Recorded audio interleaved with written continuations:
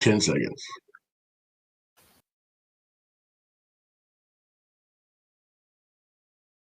Gordie You big moose. and The Willhelm grumpy gnome. in the morning. Well, hey there, I'm Gordie. I'm Willhelm. And welcome to episode 5 of Gordie and Willhelm in the morning. What's up, buddy? Good morning. I see you decided to join the land of the living this morning. Well, yeah. I have no response. So, Well, what's been going on the last few weeks there, buddy? not a whole lot really. I mean, for myself personally, just working. Work's been kind of crazy, but trying to survive, I suppose. Been missing out on playing some D&D. Yeah, there's been a lot of cancellations. Unfortunately, I was the cause of 2 weeks ago, but we got to play last night. Yeah, definitely got to play last night, and I'm excited for that story to progress. Oh yeah. We can talk about that one, right? I don't see why not. Yeah, we are doing Tomb of Annihilation with the illustrious Timothy Portnoy as the dungeon master, and I'm playing a character I've always wanted to tinker around with, and that is a cryomancer, Dendamarian Creon. And you yourself have been getting ready to play something you've always wanted to try too. Yeah, I mean, slight deviation from the original creation. Pandinus Imperator, the Black Emperor Scorpion, Shifter, and in this campaign I'm playing a Ranger. The original build was a Death Cleric, but still the same backstory though. I mean, entire clan massacred, follower of Telona, and when he shifts, he has the patches of black chitin on his body, but then when he shifts, those patches become more and more, and then his tail becomes exposed and all those kinds of things. So Yeah. I thought it was pretty good last night, which one of the things that we talked about being coincidental in bringing Pandinus into this is that back when I first created him, his clan settled in the Hazard Mountains on the eastern side of the Cholton Peninsula. Mm-hmm. And then we go into Tomb of Annihilation that takes place in Cholt, and it's like, wait, like this is perfect. Yeah. So, yeah. Well, and I loved everybody's reaction last night when you shifted for the first time. Yeah, I saw a couple eyes get a little big, like, wait a minute, what? That's right, motherfucker. You thought I was human? Nah. Yep. Yeah, so it sucks my intimidation tactic didn't work, because that's the only reason I shifted was to get bigger and kind of scarier and trying to intimidate that dude, but then I rolled shit, so. Well, yeah, there's always that. Well, Yeah. once we hit level 3, I'm sure someone will have enhanced abilities to make you scary. Well, I mean, when I hit level 3, I'll have my own ability that makes me a little scarier, hopefully. That's true. So, yeah. What other kind of announcements we have? So we do have a special guest this morning. Our lawyer, as he's been referred to before. Yeah. He's also my and, real estate guy. Yeah. And of course, one of our tavern managers. So we'll get to that shortly. We're going to do an interview with him, and then he is also going to give us all a class in D&D Beyond and how to create homebrew magic items. We're gonna get And learned. to follow that up, the purpose of this is a contest that we are doing. I'll let Pat talk a little bit more about the rules and that kind of stuff. But yeah, homebrew magic item contest. And then let's see, I think we're still on track maybe for the St. Patrick's Day contest. Got to get with Jill and see if we can't get a little more information on the details for that. Oh, yep. We continue to have more and more people join our Discord. Yeah, shout out to all the new folks coming in and hanging out with us. I know Zana's been playing some games with us. Dylan's always down in the chat. Mavis has been interacting in the Tavern RP, so that's always good to see. Heavy. Yeah. Well, and she joined last night after our game last night. We kicked on some Jackbox for a little while, and her sister joined in and played. Oh, cool. So yeah, I mean, starting to get a little bit more involvement and things like that. So that's always a good thing. Speaking of the Discord, links down below. Come and join us. We try to have as much fun as possible. Yeah, the Tavern RP's been heavy here lately. Yeah, it's awesome to see again. Yeah, I love it. I told Say that I'd get in there. I'll probably do it beginning to middle of next week. I'll get that conversation started about the brigade's future endeavors and the recruiting of other brigadiers and that kind of stuff for the upcoming whatever the hell it's going to be. So Flustercluck. I believe the term was Flustercluck. Yeah. So, what about you, bud? You got any announcements? I guess, let's see here. Oh, yes.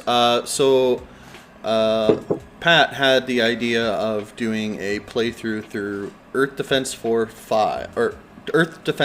5. It's apparently the third-person shooter that plays like an old-school PS2 game, so I'm pretty sure that's going to be pretty nostalgic for a lot of people. And joining us, I know Morin's getting it. Maybe Brian too? I can't remember. Anyway, so yeah, we're going to eat a shitload of edibles and play that and stream that, so that'll be a fun time. Yeah, and then I think it was Kyle. He's like, well, if we do it early in the day. I'm like, motherfucker, I'm not eating edibles. I got kids in the morning. Like, during the day, that's out, man. Fuck. Yeah, I was listening to you guys this morning in chat talking about the PS2. I don't think I ever played the PS2. Pat mentioned Freedom Fighters. When the PS2 came out, I was a freedom fighter. Kind of. Oh, well, yeah. PS2 came out in 2000, and in 2000, I was in Bosnia. So. Fair enough, yeah. Yeah, I guess you couldn't just pop over to Circuit City and grab a fucking... Yeah, not exactly. Yeah, you like that reference? You like that Circuit City? I just see Pat in the background dying.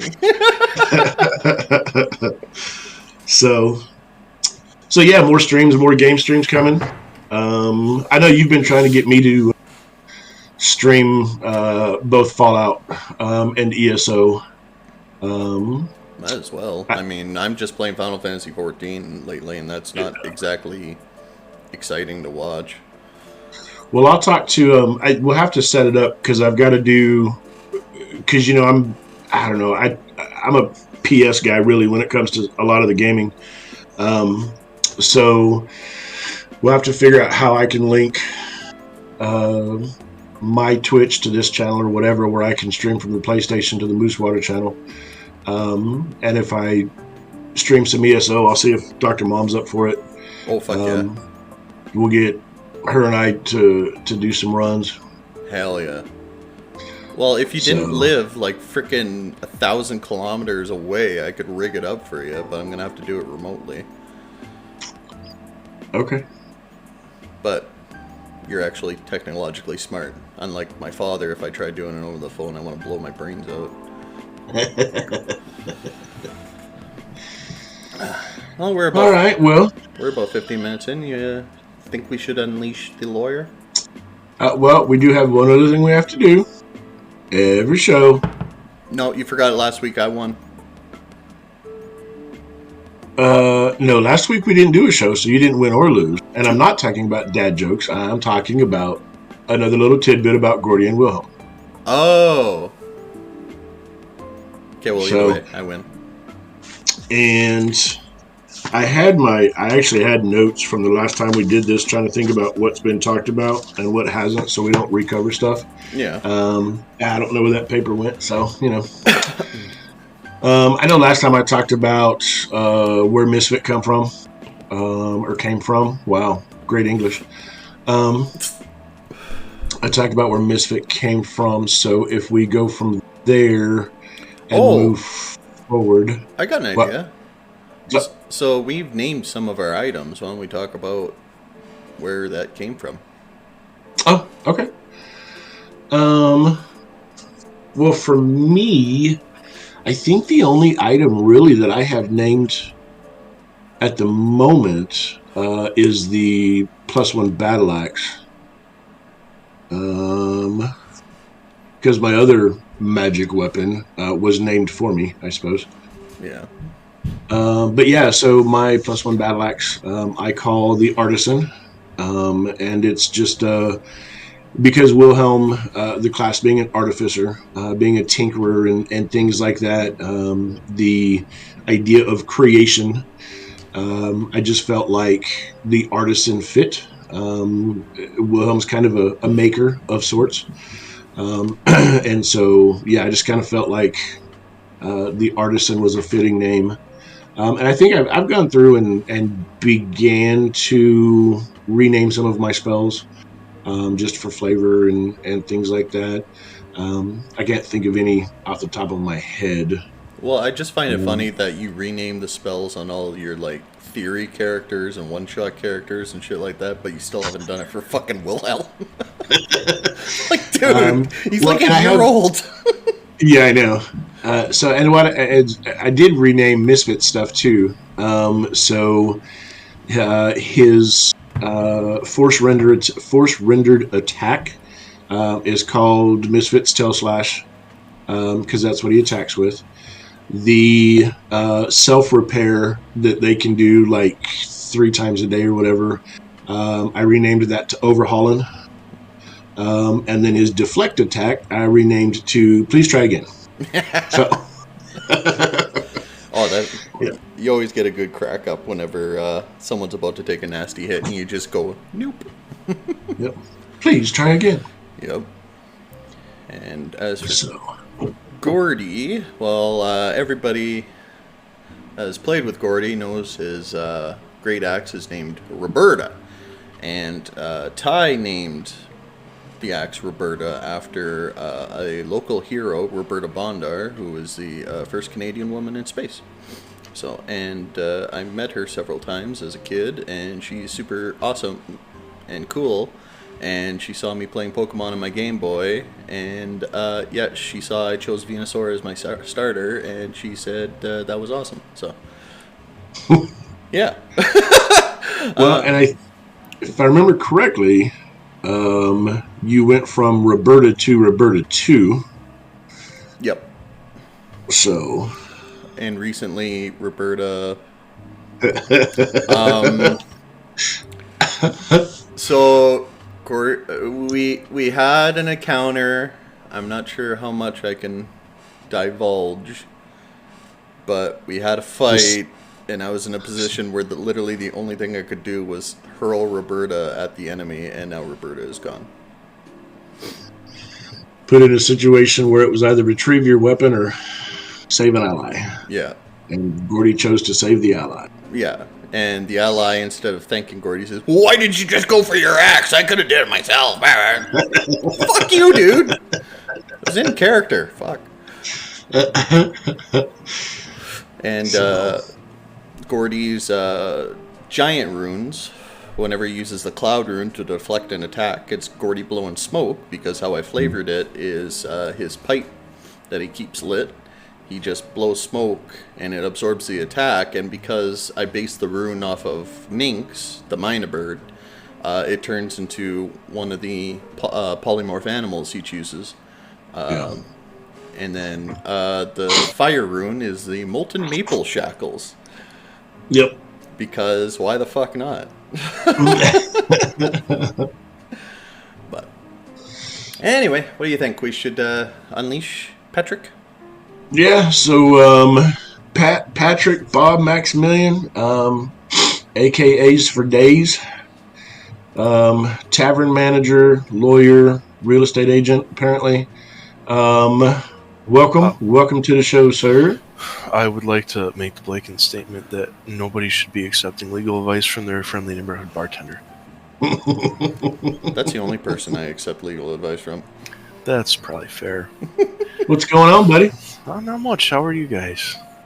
Doing well. Second cup, much better. Yeah, I hear you. Proper caffeination is definitely key. Yep. I would also like to point out that I bought my first Xbox at Circuit City. And also my second, because the first one broke the day I took it home.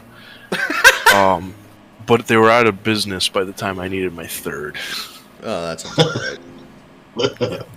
So I think we should start the same way we started with Navi, and that is, how about you tell us a little bit about your Moosewater Tavern character, Maximillian? So Maximillian is a celestial warlock, is your, friendly neighborhood bartender. So he used to have true sight, meaning he could see little bits and bobs into other planes. He could see through glamours, and through that he kind of went on a walkabout as a child and ended up in this place called the Thinning Vale Canteen, which is the place that he worked before he started at the Moosewater Tavern. And it's kind of this crossroads where you could be slinging drinks to a devil or an angel or some elemental being. It doesn't really matter. Everyone just kind of hangs out in there. But you can only find it if you know the way, or you can see the rifts. And then it just turned off. So he turned to adventuring to figure out why. No shit. And so because of kind of being away from what had become his adopted home, he found comfort in hanging around the Moosewater, and now he's established there, and he kind of has a second home while he figures things out. And he's a dwarf, right? Yes, he is a dwarf.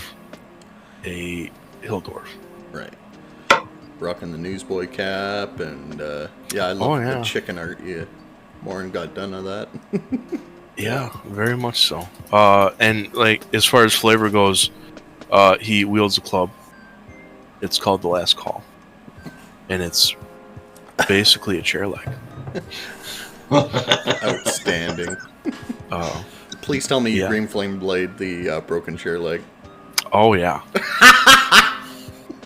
Yes, I most certainly green flame played the chair leg. That does remind me real quick, if I may, speaking of chair legs, how come a farmer's milking stool only has 3 legs?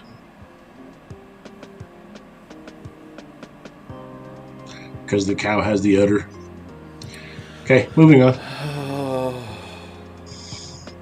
Ow. I would like the entire chat to take 1d6 psychic damage, please. You just thought you were going to get away with it. Oh, I felt that in my soul. By the way, I would like to note that joke was sent to me by Rocky Talkie. Shannon, we got to have a talk.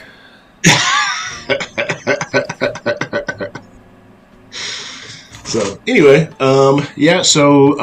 Pat and I actually play in a game together on Sundays, every other Sunday, with Rose.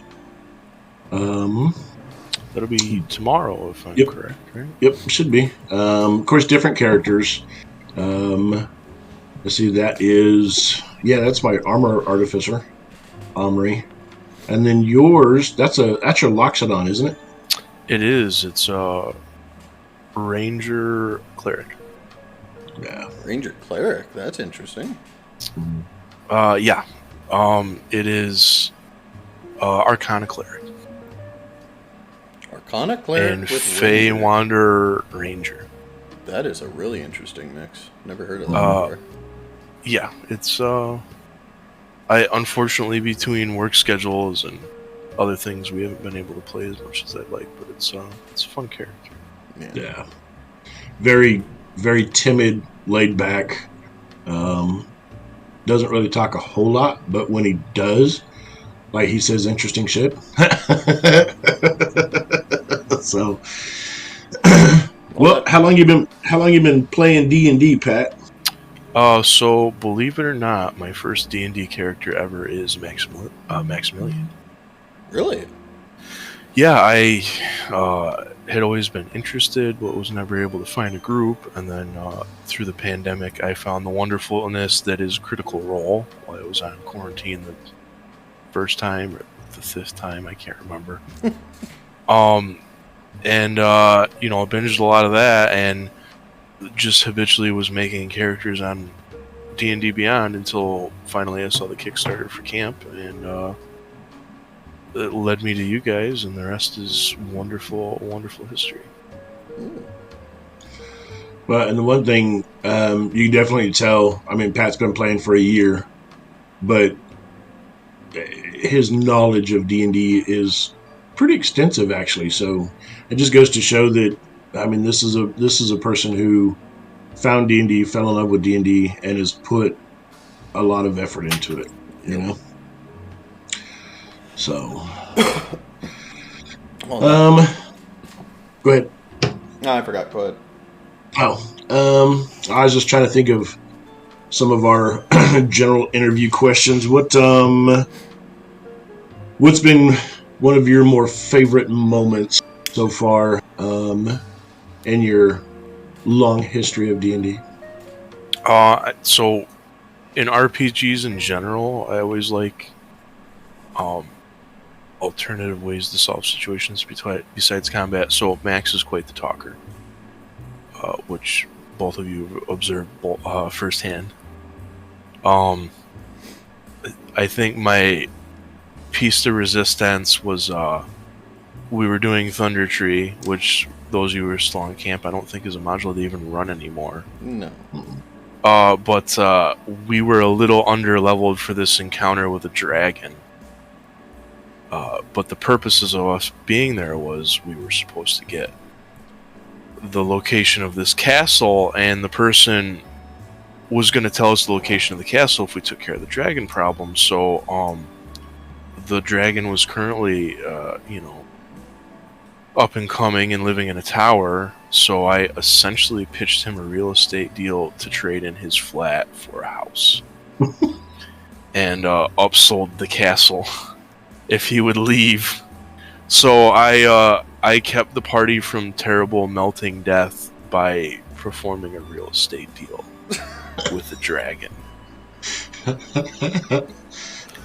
Incidentally, the following session, we might have got a little murder happy with the occupants of the castle, and since half of their camp had died and they needed to downsize, we found them a very nice tower that had just become vacant. Holy shit, dude. That was I was very happy about that. Oh my goodness, that's funny. Max could be a star of a show on HGTV, fucking swapping dens. I take immense satisfaction in a DM who shakes their head when they ask me to roll a charisma check. Yeah, I think that's everybody's goal, is to make their DM facepalm at least once. Yes. Well, that was always our goal with Tim. Oh yeah. If we could get Tim to either take his glasses off, yeah, or use a curse word, yeah, like that was the goal every game. Yeah. So let's see if I can do the Tim move. Okay, Matt just asked me to do something outrageous. Yep, that's it. That is it. Poor guy. So. All right. Well, Max, I'm gonna do that a lot. How about you talk about this exciting new contest we got coming up? We had been kicking around ideas to increase the community engagement and get our DMs involved. So, if Nink's in the chat, because I can see you here on the Twitch, wants to turn on our new channel, we have a new contest channel that we added, and it's going to be for the first of what I hope will be many contests, and we're going to be doing a little bit of a homebrew magic item contest. If you look in the channel, you'll see the rules, but the long and the short of it is everyone who wants to participate makes a item on D&D Beyond here, which I'm going to give you a quick little tutorial on, and submits the link. Everyone gets one shot at it. And we're, as the staff members and the DMs, going to kind of whittle that list down and bring it up for the community to vote on, and hopefully going to have some fabulous prizes here.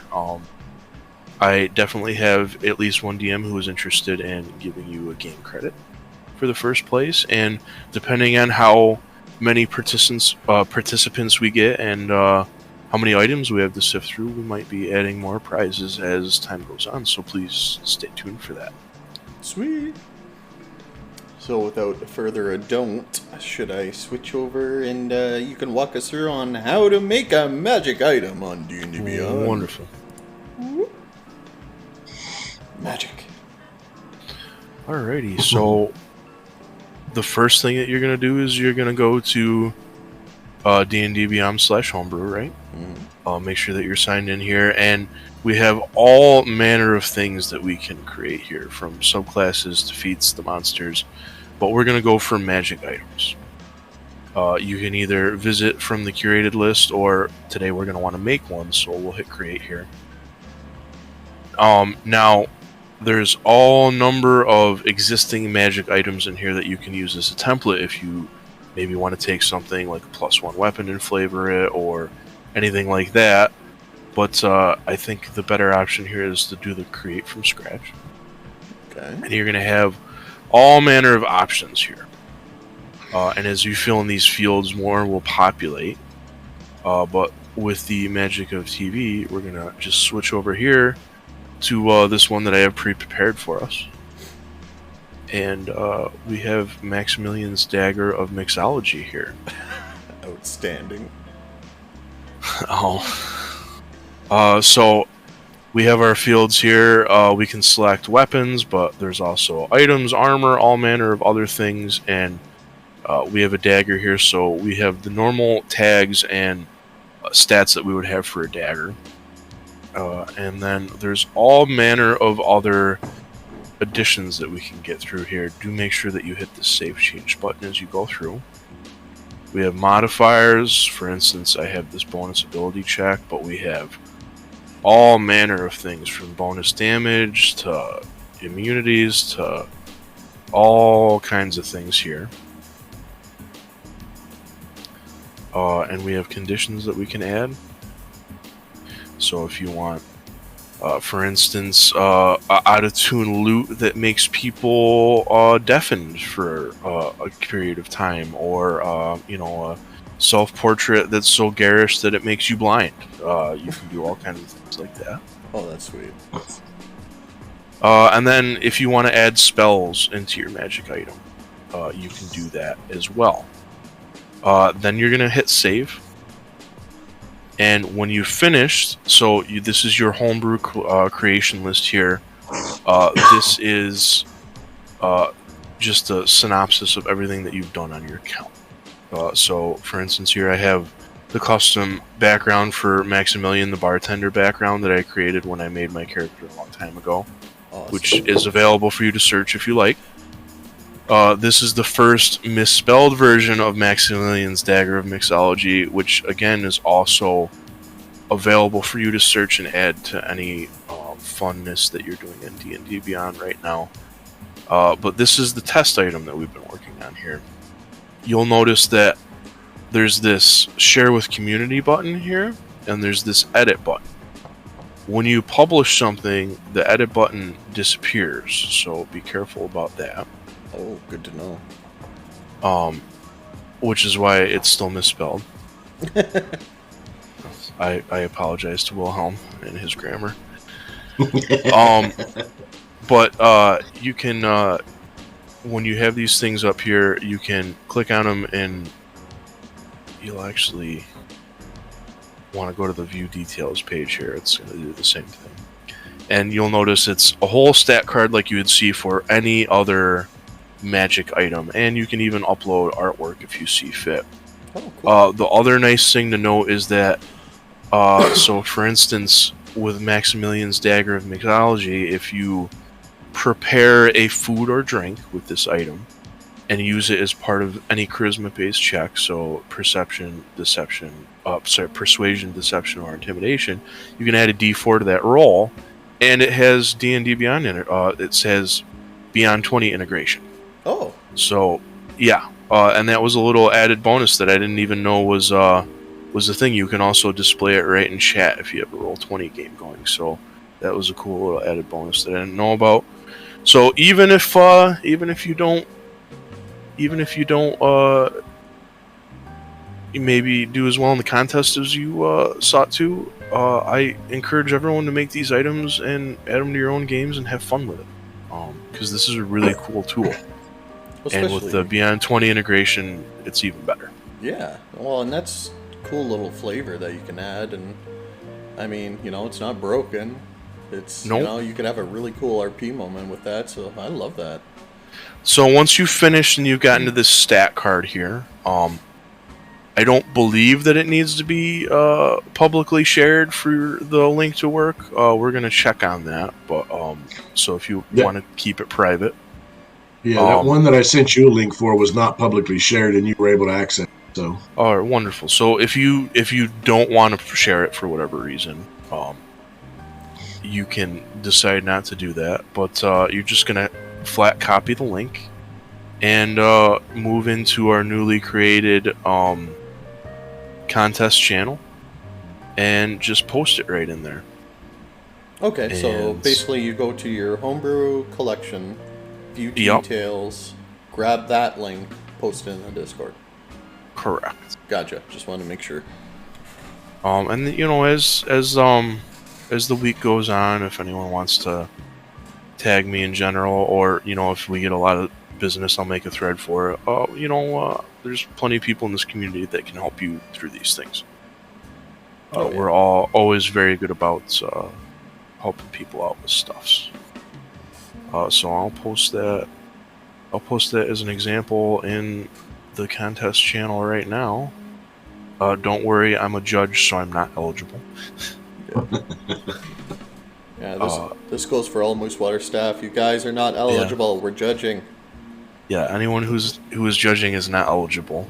Yeah. But I'm looking forward to seeing everyone in this community is fabulously creative and wonderful, and all of us, DMs included, are very much looking forward to see what you guys crank out over this next week. Hell yeah. So it'll go live today. Yes. And submissions will have to be in by midnight a week from now, so this following Saturday. Okay. Pat, if you'll do me a favor, if you'll go back to your other the collection page. Yeah, the where it has all the different boxes, like essentially from the beginning. When you first start creating something. This one here, yeah. So this is the blank sheet for there you go. Item. Yeah. So if you'll talk just a little bit about each one of those blocks, because depending on how you start, what you choose, some of those blocks will stay active, some of them will become inactive. So if you can talk about the different boxes for just a second, so people understand kind of how they work and what they're like, if they're going to do armor, item, weapon, whatever, kind of how that changes the way the boxes work. Yeah, so let's go with Wondrous item, because that so many cool things are Wondrous items. And we'll just, I don't know. There we go. So let's do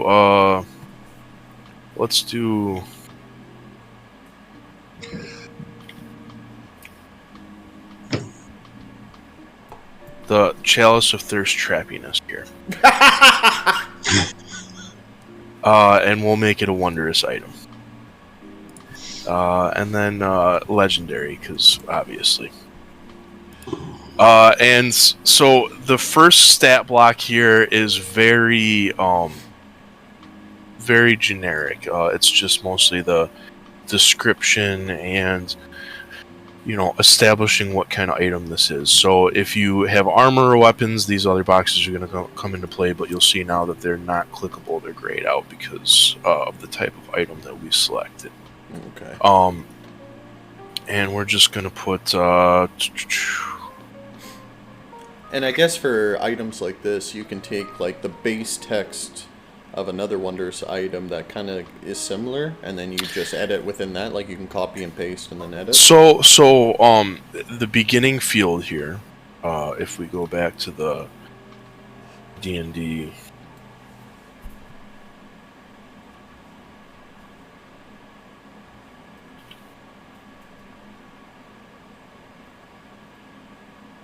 to the actual homebrew maker, for create homebrew. So here we can take templates of any magic item that's listed in DBM already. Oh, I would assume. Yes. So if you want to start with a +1 weapon and just add to it, you can do that. You can take any weapon here. When you're doing this, you're only grabbing off of kind of the common kind of items, and then you're adding everything after. So there's a lot more input involved with this. Gotcha. You can require attunement.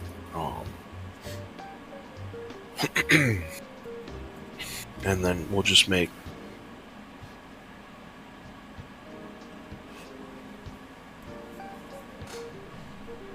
And then let's say.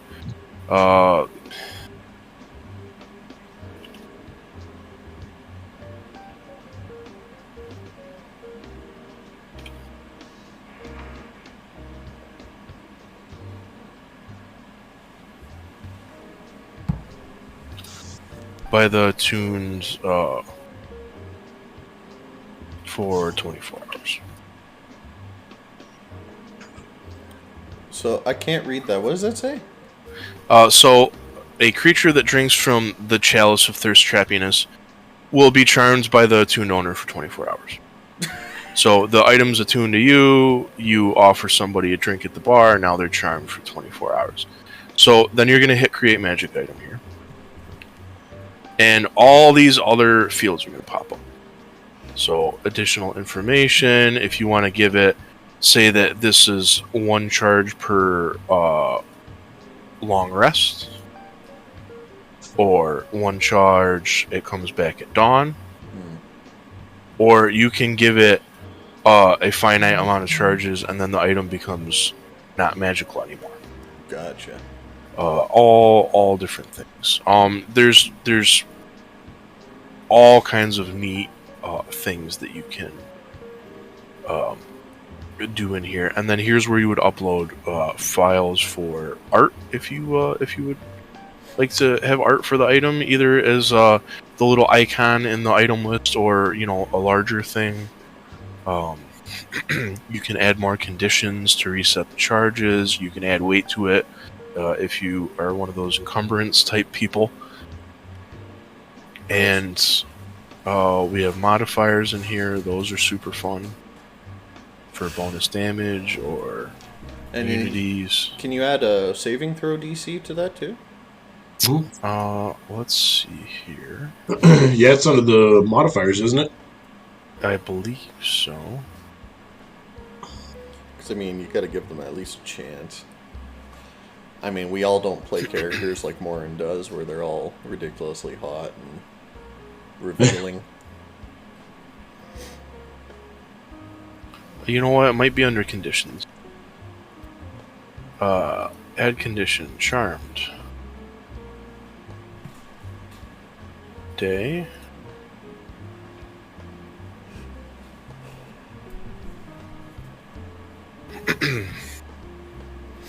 You shouldn't have showed me how to do this.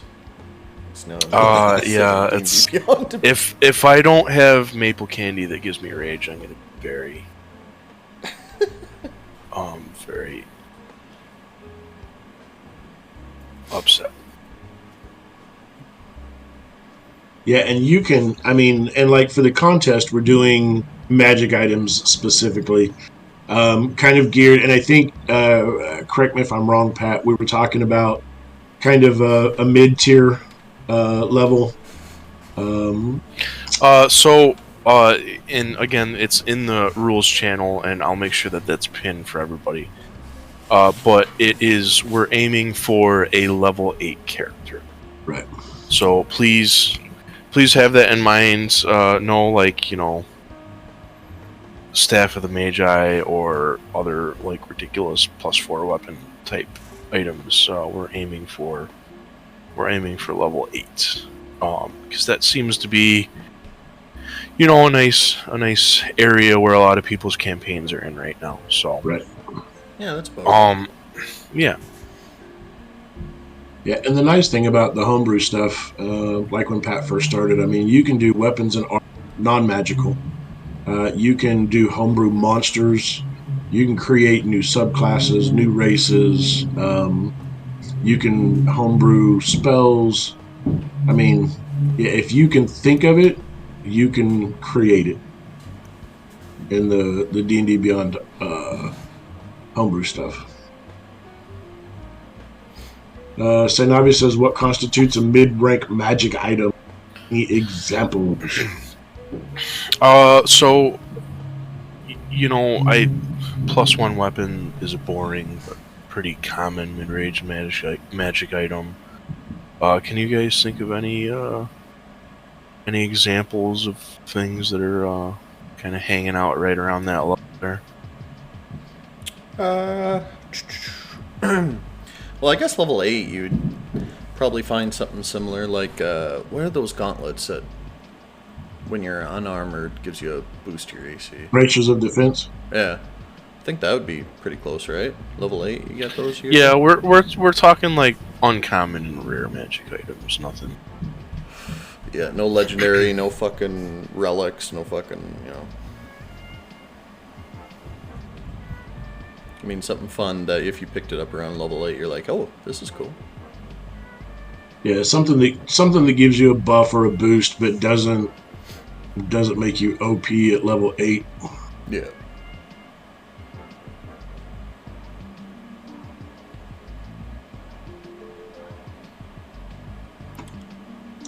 Should I make this shareable?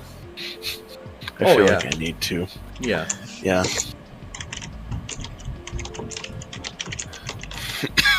Absolutely.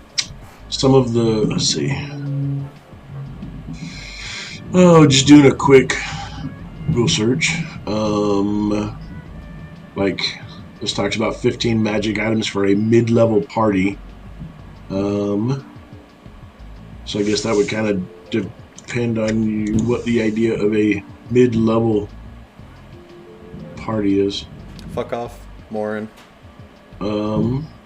But this one talks about things like Ring of Evasion, Cloak of Displacement, Potion of Fire Breath, Mace of Disruption, Horn of Blasting, Dimensional Shackles. Those are just some of the examples that I pulled up super quick for a mid-level party.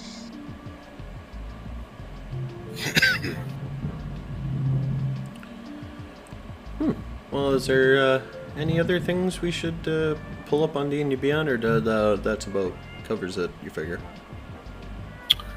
No, I think we got pretty good, and I'm sure there's other people in the community who are more familiar with this than I am. And like I said, reach out, and if I don't know the answer, I'm sure I can put you in touch with someone who does.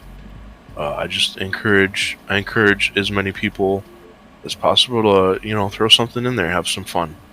Let the chaos commit. Show us what you got. Yep. And we'll even put I think for the first place there'll be a piece of parchment with a hand sketch by one of our more talented artists, done on parchment, and it will be framed and hung. Oh, hell yeah. So,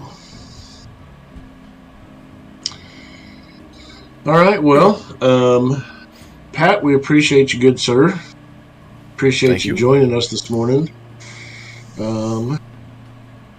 Yeah, hopefully Hey, what? Oh, first time chat. Welcome to the chat for your first time. What up, Xana?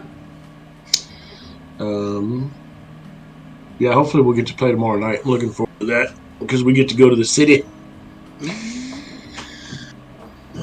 I even remember. Oh, Cormier. I was trying to remember where we were at.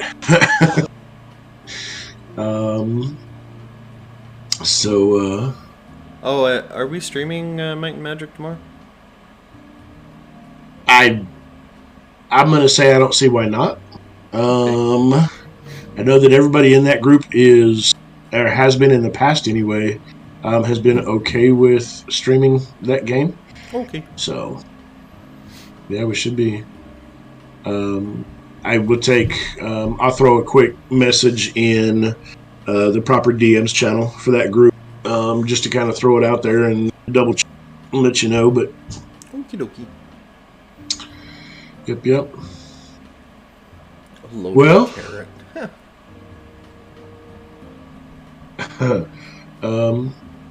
I don't think I have anything else. Just kind of our closing stuff. Thank you to everybody who watched this morning. Remember, if you didn't get a chance to watch it live, there's always the Twitch, YouTube, Discord. All the links are below.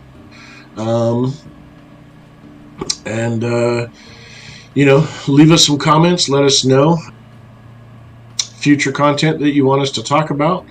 And we'll try and get some of that stuff into the shows. And yeah, start making those magic items. Come on, join the Discord.